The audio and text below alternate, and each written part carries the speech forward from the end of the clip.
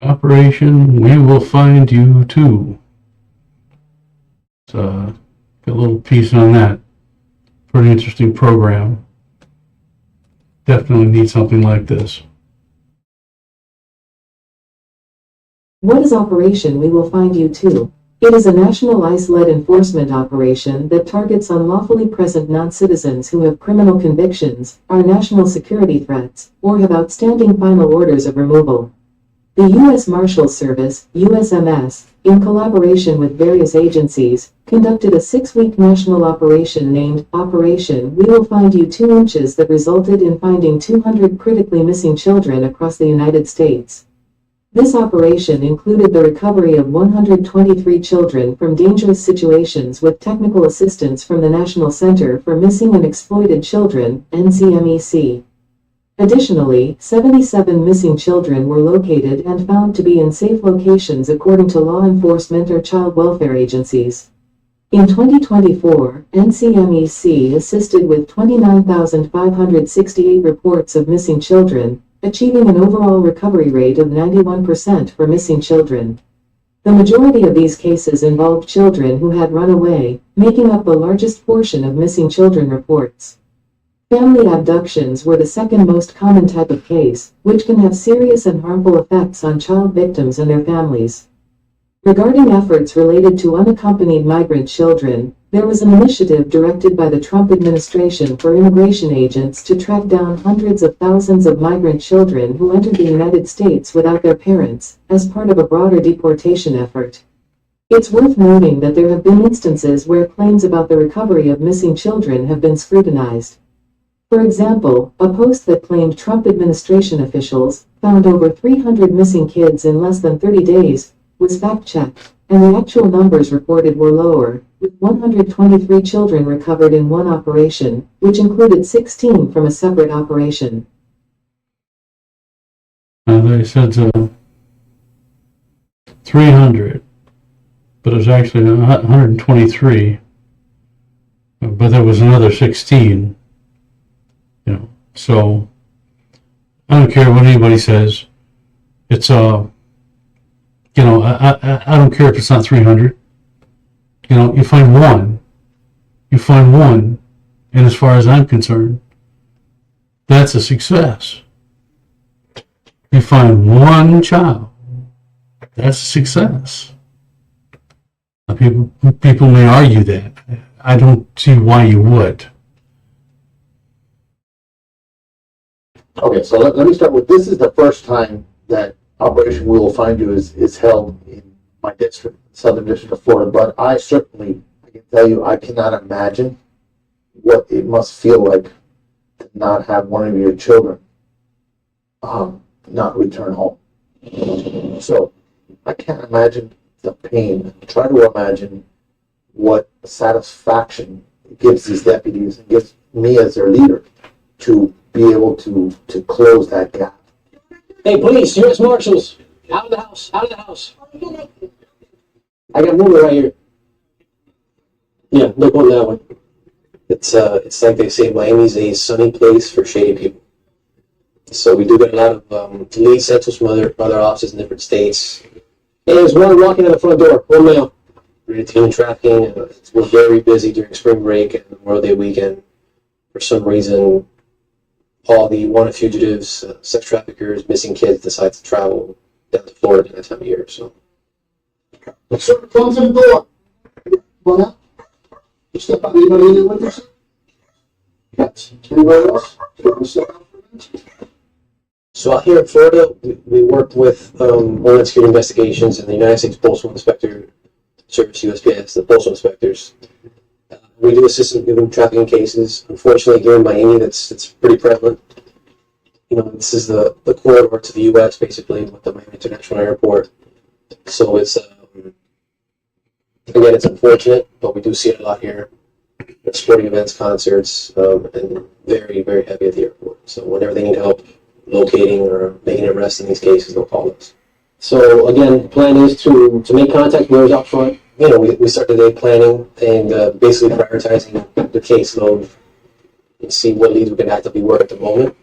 She's just in this vicinity to find her with the issue. we're gonna have to probably stay a little late today, so we can just kind of work the area. And then we go from there. So whether that be knocking on doors, interviewing people in the area, or doing surveillance. I want you to I heard the situation's not good, so we want to make sure that we plan accordingly and we make sure that we're doing the right thing here with our community. So Are you a sergeant of the missing persons unit? I will make sure that everywhere you go, I'm gonna be there like a shadow. I have 2 kids, and in my house, we live under my roof, not under yours. So when you're choosing an easy life or a easy path for a very hard life, your parents are gonna be with you forever. So you need a home, you need a stay home. Because we already know where all your friends are. People. Working with state and locals is key. The U.S. Marshal Service doesn't do this alone. You know, we do it with Miami-Dade Police Department, Miami-Dade State Attorney's Office, Human Trafficking Task Force. We do it with the City of Miami Police Department, Miami Gardens Police Department, our Homeland Security investigations, you know, Florida Department of Law Enforcement, you know, the Missing Endangered Persons Information Clearinghouse, the Department of Children and Family Services, and our contractor for Florida, which is the Citrus Foster Care Agency. Together, you know, we've heard it takes a village to raise a child. The truth is, it takes a village to save a child, and we don't do this enough, right? Because if there is a missing child out there, there should be an operation to go find them. I agree. If there's a missing child, there should be an operation to go find them. And these kids that they're finding, these children, I shouldn't call them kids. Baby billy goats are kids. But these children, they're out there. They don't have any sort of protection. Anything could happen to them at any time. So it's just something to bear in mind.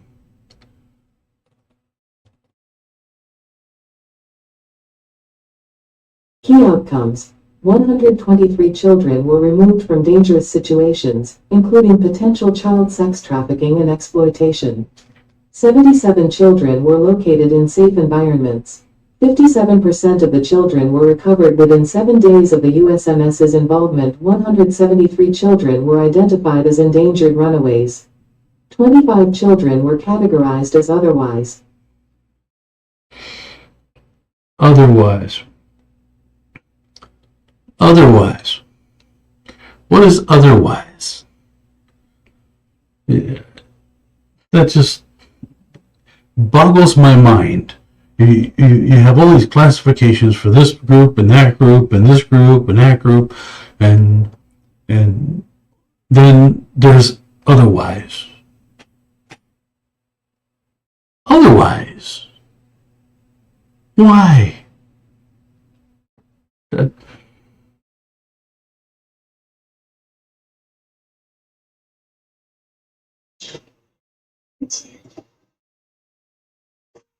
Hey, I got a runner out of the vehicle.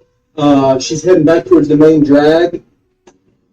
There's an advantage to being a deputy U.S. Marshal and getting out of your vehicle, knowing that you're going to go arrest somebody for a bank robbery warrant or a murder warrant. With these missing child cases, emotions are obviously even more involved. I'm not saying there's not other crimes or other things that we do, but we have to be able to approach these in a different manner. And we have to be prepared for the worst thing to happen, but we also have to put a different face to help these families get the help they need. I haven't drawn the same image as you, but I just showed you how important. Currently, right now in the United States of America, there's over 900,000 missing persons. This is a really big problem. And so by starting with an operation like this, I commend the Marshal Service for launching such a thing because it's really taking off. It's really getting a lot of steam underneath of it. And the more kids that we can rescue, great. If we had walked away with one rescue, it was a worthwhile operation. When a child goes missing, the first call is typically to local law enforcement. And then hopefully the second call is to the National Center for Missing and Exploited Children. We aggregate the information and determine what are the best resources to apply.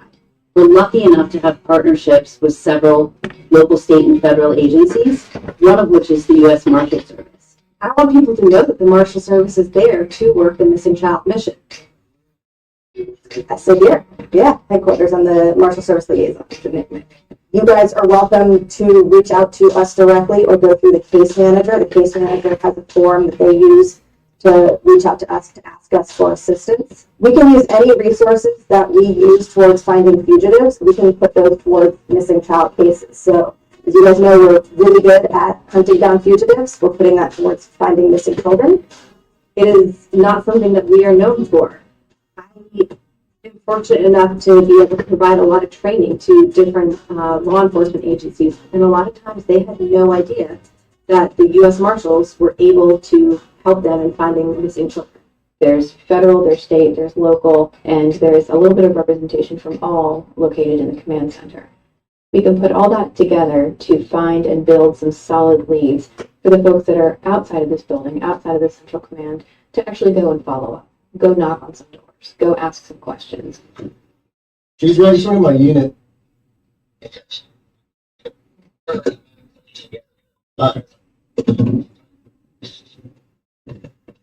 So imagine being a 14-year-old child that runs away. At a certain point, you need to eat, you need shelter, and you probably don't have your birth certificate or an ID in order to get a job. So what's the way that they're going to make money? It's by selling their body. And unfortunately, that just becomes a cycle because it's income for them to be able to, so that they can use to be able to survive. But that's trafficking. That's them being exploited. As we've been going along with these cases, we found out that a lot of the agencies that handle these cases, the local PDs, are overwhelmed with these type of cases. And they've been very receptive for the Marshal Service to come in the system and provide what resources we can to help locate and recover these kids. Missing children don't always stay in the jurisdiction where they go missing. And so having a partner that's national, having a partner that has resources and capabilities, and then leveraging our own is all with the mission focus on recovering those children. It's working together for the singular goal of the recovery of that child. A lot of people ask, why do you do it? It's so dangerous. Yes, it is, but somebody has to do it. I mean, that's all we want is these kids to succeed and have the opportunity given to them to succeed. Another success, aside from finding over 200 missing children, was the relationships that we built. And there are people out there that care and that want to try to make a difference in this child's life.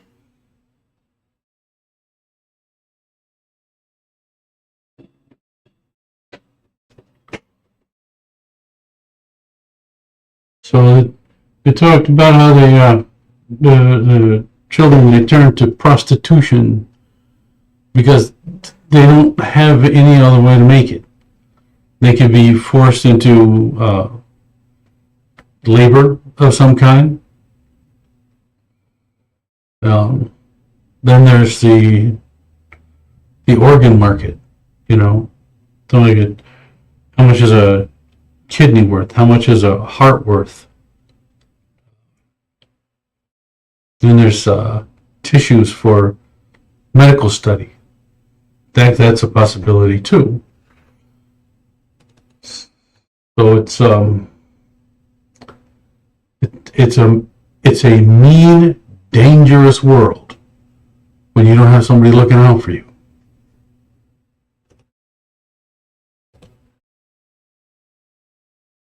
Operation We Will Find You Too was a nationwide initiative led by the U.S. Marshals Service, USMS, in collaboration with federal, state, and local agencies, including the National Center for Missing and Exploited Children, NCMEC. Conducted from May 20th to June 24, 2024, the operation focused on areas with high clusters of critically missing children.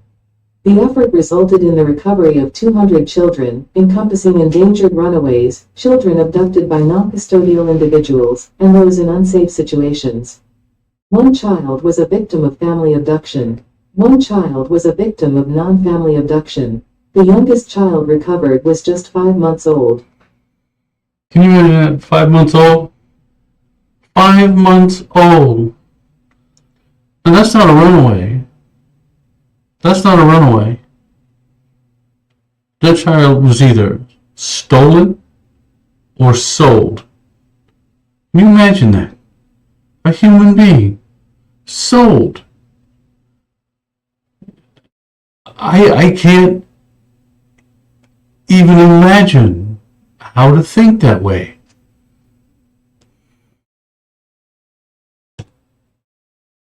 U.S. Marshals and other law enforcement officers located hundreds of missing kids in a 6-week nationwide sting operation. And that operation was called We Will Find You Too. It was conducted in 7 locations across the country, including Eastern Carolina. News 12's Maya Cruz joins us tonight with the results. In all, 200 children were found, with 57% being recovered the first 7 days of the U.S. Marshals' involvement. Those details are outlined in this news release from the U.S. Justice Department. This video shows officers going building to building looking for missing children, all a part of Operation We Will Find You Too. In a news release, the DOJ says U.S. Marshals found 200 missing children nationwide. The operation was conducted in 7 locations across the country, including right here in Eastern Carolina from May 20th to June 24th. We're very thankful to be one of the 7 districts that were selected to be part of the operation. To be responsible for law enforcement services in 44 counties that cover some 26,000 square miles. Of the locations selected for the operation, Eastern Carolina had the most counties with 12. The operation focused on geographical areas with high clusters of critically missing children. We're still working to get specific numbers for Eastern Carolina. Let me be real with you, okay? A lot of kids who are easy to go missing end up in very, very, very bad situations. You know what I'm saying? Older people end up taking advantage of people like you, okay? Because you're younger, all right? So that's why we're out here trying to put you with somebody that cares about you so that you don't go down the wrong path, all right? In 2015, the Justice for Victims of Trafficking Act was passed, giving the U.S. Marshals more authority in helping to recover missing children. Now, use all of our resources that we normally would use in fugitives. Now locate critically missing children where there is no fugitive testing at all. The nationwide operation resulted in 123 children removed from dangerous situations and 77 found in safe locations. In the studio, I'm Maya Cruz, 12. You know, thank heaven that some of those children were found safe. That's I'm truly grateful for that.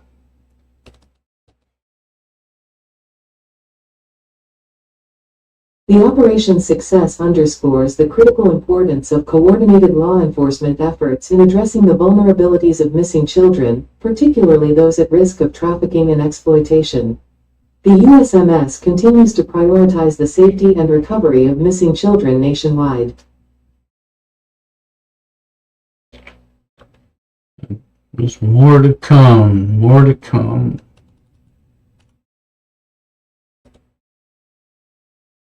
Who are the targets of this operation? Mostly individuals who have final orders of removal from an immigration judge, have been convicted of serious crimes such as homicide, sexual assault, child exploitation, drug trafficking, gang-related violence. So these people that are caught doing these things with these kids, they're previous offenders, usually. And those are the people that they're looking for to get rid of. And there are people rioting in the streets to keep those people in the country. I have absolutely no idea why anyone would do that. How many people have been arrested so far in Operation We Will Find You Too?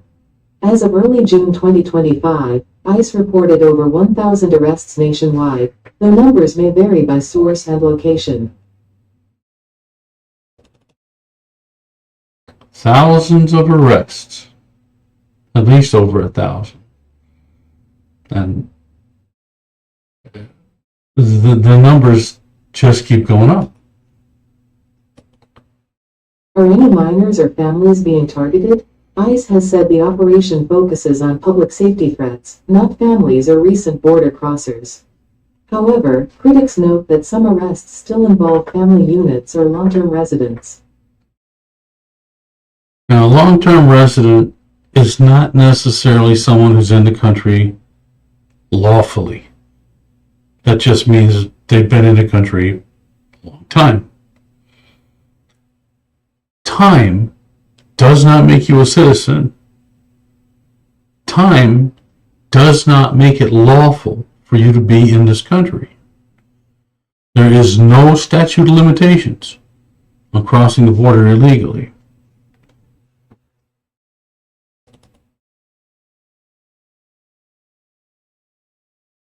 Which cities or states are involved? ICE conducted raids and arrests in over 20 states, with high activity in California, especially LA and San Diego, Texas, Florida, New York, and Illinois.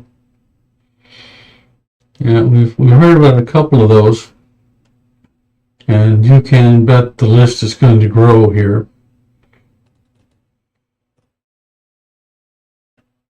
Are sanctuary cities included? Yes. ICE operates independently of local policies and has carried out enforcement in sanctuary jurisdictions, although cooperation from local law enforcement varies. And cooperation from citizenry varies as well, such as the LA riots. People say demonstrations. That was a riot. They were trying to kill police officers with chunks of concrete. They would throw chunks of concrete and try to hit police officers. And you can bet your sweet bippy that they were aiming for vital spots like the head.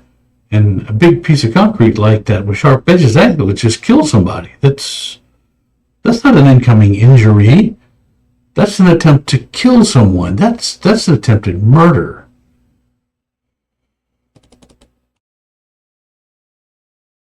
Are those arrested given access to legal counsel? Arrested individuals are entitled to legal representation, but not at government expense. Access depends on detention center policies and whether detainees can contact lawyers or legal aid. So they do have the right to due process, and they do receive due process. The people that are seen being picked up and immediately deported are people who have violated their final orders of removal. They've gone through the system, they've had their day in court, they've had chances to appeal, and they've just decided, well, I'm going to stay anyway. It's those people that already have warrants out for them, final orders of removal. Those are the people who are being picked up, hunted, and sent out of the country.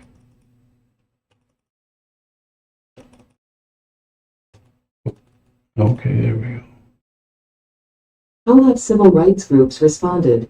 Organizations like the ACLU and immigration advocacy groups have condemned the raids, citing due process violations and fear in immigrant communities.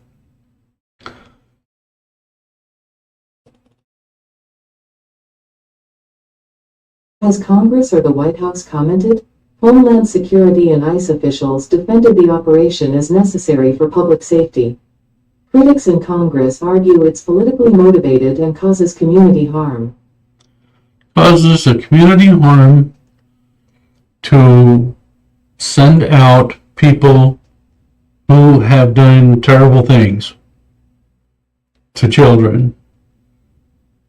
I cannot wrap my head around that.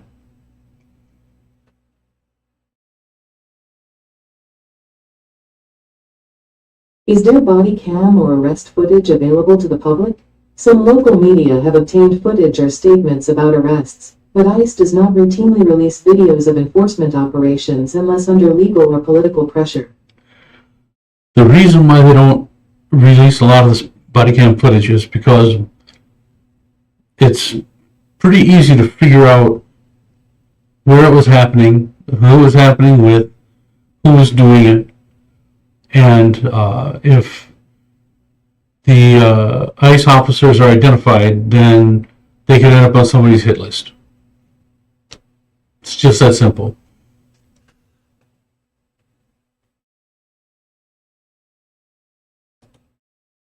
How can I track the operation's outcomes or get data? ICE sometimes posts press releases or summary statistics.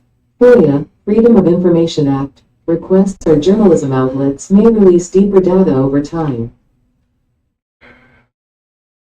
So they do release reports on the stuff that you have to know where to go to look. It's not hidden. It's not, it's not in code. You don't have to try to, break out the Orphan Annie decoder ring to see what it says. You just have to go look. It's information. If you want, it's out there. If you want to know what it is, you want to learn it so that you can know what's really happening, go find out. Go find out. Don't sit there and spout about things that you don't know anything about. Go learn what you need to learn to speak authoritatively on the subject. That is the best thing you can do for yourself and the people that you're having a discussion with. I want to thank you for your time. And I want to say, God bless you. God bless America. And if you want to go ahead and give us a like, share,